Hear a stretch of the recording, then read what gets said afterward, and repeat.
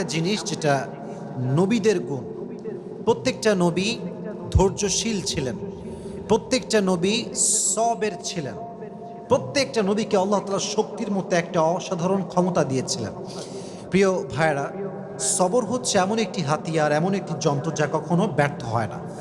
সবর এমন একটি যন্ত্র যা কখনো বৃথা যায় না, এবং সবরকে আল্লাহ তাআলা এমন একটি তীর বানিয়েছেন যা কখনো লক্ষ্যভ্রষ্ট হয় না, এবং সবরকে আল্লাহ তাআলা এমন একটি দুর্গ বানিয়েছেন যা কখনো ধ্বংস হয় না।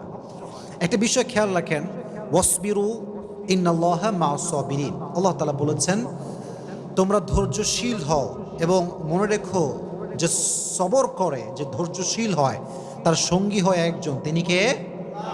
আল্লাহ তার সঙ্গী হয়। এখন প্রশ্ন হচ্ছে যে সবর, ওয়াই সবর ইজ মোস্ট ইম্পর্ট্যান্ট? সবরটা গুরুত্বপূর্ণ কেন? আমার চোখে চোখ রাখেন, আমি একটু বোঝাবার ট্রাই করি যে সবরটা গুরুত্বপূর্ণ কেন। আচ্ছা, একটু ফিল করেন যে আমাদের জীবনে একটা বিপদ আসছে। হয় আমার বাবা মারা গিয়েছে, আমার জব আমি লস করে ফেলেছি, জব হারায় গেছে, অথবা আমার কোনো ইনজুরি হয়েছে, কোথাও আঘাত লেগেছে। আচ্ছা বলেন তো, এই সমস্ত প্রত্যেকটা ড্যাঞ্জারে আমার দিকে তাকান, ধৈর্য ছাড়া কোনো গতি কি আছে? কোনো গতি নাই। There is no alternative way of সবর। সবরের কোনো প্রকার কোনো বিকল্প রাস্তা নেই। সবর হচ্ছে মুমিনের জীবনের সফলতার সবচেয়ে বড় হাতিয়ার। তবে আমি আজকে আলোচনাটা একটু লম্বা করব, এই জন্য সবর এটা মেয়েদের জন্য জরুরি, ছেলেদের জন্য জরুরি, সবার জন্য জরুরি। কারণ পরীক্ষা শুধুমাত্র ছেলেদের জীবনেই আসে না, মেয়েদের জীবনেও পরীক্ষা আসে না নাই? একজন মেয়ে যে বিয়ে করেছে, আব্বা আম্মার ঘর সংসার সব ছেড়ে আসছে, এসে দেখছে যার জন্য সব ছেড়ে আসছে সে তার মতো না, স্বামী খারাপ। এরকম মাঝে মাঝে হয় না? তো এই যে মেয়েটার শ্বশুর বাড়ি খারাপ, শাশুড়ি খারাপ, স্বামী খারাপ, তার জীবনেও সবরের দরকার আছে না নাই? আরেকজন মেয়েকে নিয়ে আপনি ভাবেন, যে মেয়েটা বিয়ে করেছে, জাস্ট মনে করেন 1 মাস হয়েছে, 1 মাস পরেই তার স্বামী মারা গিয়েছে, বিধবা হয়ে গিয়েছে। এই মেয়েটার জীবনেও সবরের দরকার আছে না নাই?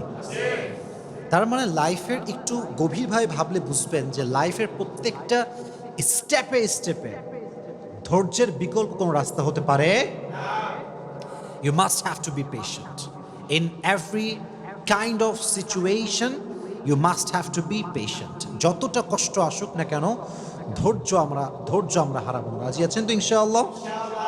আচ্ছা, আমি কোরআন থেকে কিছু এক্সাম্পল দিব ধৈর্য কাকে বলে, নবীদের ধৈর্য কেমন ছিল, এবং আমি হাদিস থেকেও কিছু এক্সাম্পল দিব যে কিভাবে আমরা ধৈর্যশীল হতে পারি। এবং মহিয়সী নারী যারা ছিল, যেমন আম্মাজান আয়েশা রাদিয়াল্লাহু তাআলা আনহা, এবং নবীজির ফার্স্ট ওয়াইফ যিনি ডিভোর্সি ছিলেন, তিনি হচ্ছেন খাদিজাতুল কুবরা রাদিয়াল্লাহু তাআলা আনহা, যাকে নবীজি বিয়ে করেছিলেন কত বছর বয়সে বলতে পারবেন? 40 বছর। কত বছর? তার জীবন থেকে আমরা সবরের শিক্ষা কেমন করে নিতে পারি? আয়েশা রাদিয়াল্লাহু তাআলা আনহার জীবন থেকে আমরা সবরের শিক্ষা কেমন করে নিতে পারি?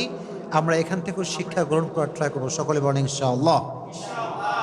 আচ্ছা, ফর এন এক্সাম্পল, মনে করেন কেউ আপনাকে অপবাদ দিয়েছে, আপনি কাজটা করেন নাই, আপনি এই ক্রাইমটা করেন নাই, তাও মানুষ আপনাকে ব্লেম করছে। আপনার কোনো হারাম অ্যাফেয়ার নাই, মানুষ আপনাকে ব্লেম করছে যে আপনার একটা হারাম অ্যাফেয়ার আছে।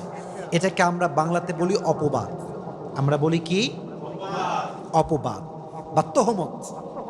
আমি যেটা করি না সেটা মানুষ আমাকে মনে করে এবং আমাকে ব্লেম করে, এটার নাম হচ্ছে অপবাদ। আমি জাস্ট ছোট্ট একটা হাদিস বলবো। আগে প্রশ্ন করি, নবীজির একজন কুমারী স্ত্রী ছিলেন, যেই একমাত্র স্ত্রী কখনো বিয়ে করেন নাই, তার ডিভোর্স হয়নি, তার স্বামী মারা যায়নি। তার নামটা কি প্রিয় ভাইয়েরা? আয়েশা রাদিয়াল্লাহু তাআলা আনহা। ছোট্ট একটা হাদিস শেয়ার করছি। নবীজির মোট স্ত্রী ছিল কয়জন বলেন তো? 11 জন। জোরে বলেন কয়জন? 11 জন। 11 জন স্ত্রীকে নবীজি ঘুরতে নিয়ে যেতেন। তবে এটা একটা সিস্টেম ছিল, লটারি সিস্টেম। নবীজি একটা বাক্সে সবার নাম লিখে রাখতেন, যার নামটা উঠতো তাকে নবীজি ঘুরতে নিয়ে যেতেন। সুবহানাল্লাহ পড়ে। What an amazing system. যার নাম উঠতো তাকে নবীজি নিয়ে ঘুরতে যেতেন। তো একবার নবীজি লটারি করলেন, একটু মনোযোগ দিয়ে শুনতে হবে। লটারি করার পরে আম্মা জানা আয়েশা রাদিয়াল্লাহু তাআলা আনহার নামটা লটারিতে উঠল, নবীজি ঘুরতে নিয়ে গেলেন।